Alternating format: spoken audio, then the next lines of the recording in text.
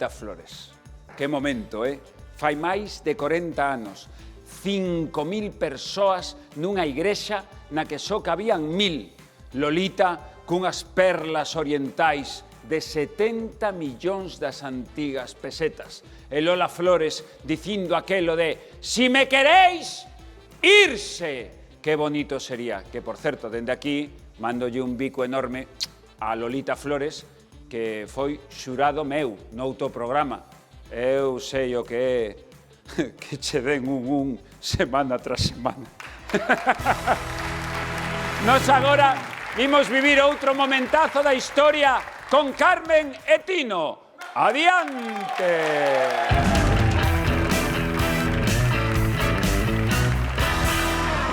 Boas noites. Benvidos a En Directo coa Historia. Hoxe desprazámonos ata a década das 80, pero a boa, a do século XIX, para vivir un momento memorable.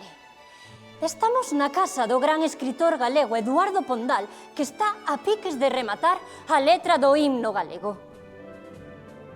Do himno galego? Que raio é iso? Raio. Perdón? Iso é. Raio transparente. Rima consoante. Melón, xamón, pepón.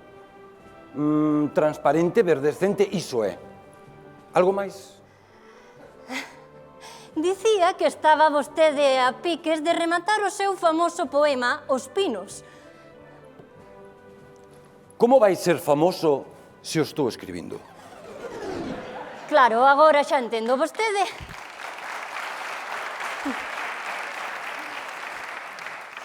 Vostede aínda non o sabe, pero ese poema vai ser famoso e vai ser a letra do himno galego. E dalle co himno galego. Vamos a ver. Vostede está ben? Vostede quere que eu chama a súa familia, que a veña buscar? Non se preocupe, estou perfectamente. Son reporteira de televisión. Televisión. A televisión é unha caixa onde pode ver vostede a xente bailando, cantando. Esa caixa está agora por aquí.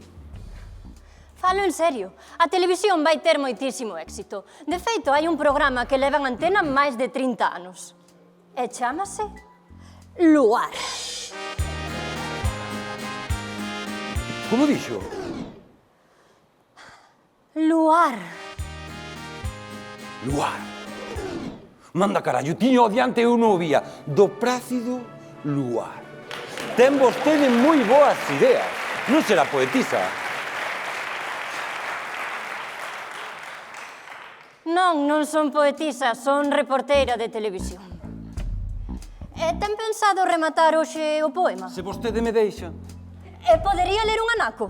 Por suposto. Atención, momento histórico. Eduardo Pondal vai nos ler un anaco do himno galego.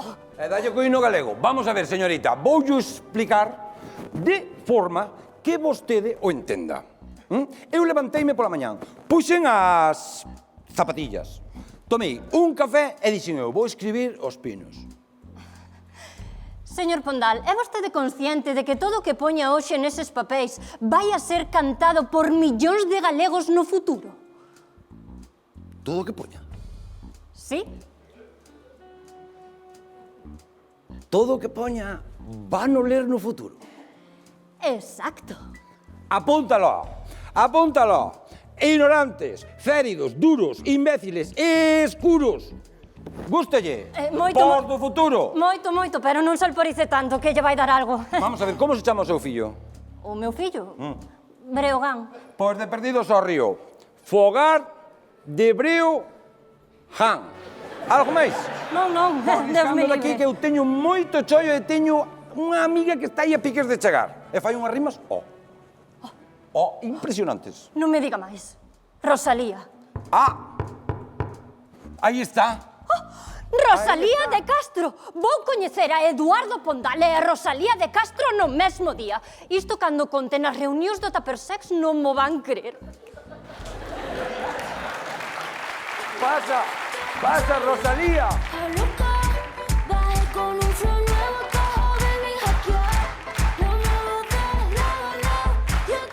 En fin, compañeiros, acabamos de asistir ao nacemento do himno galego. e Rosalía incluída. Devolvemos conexión.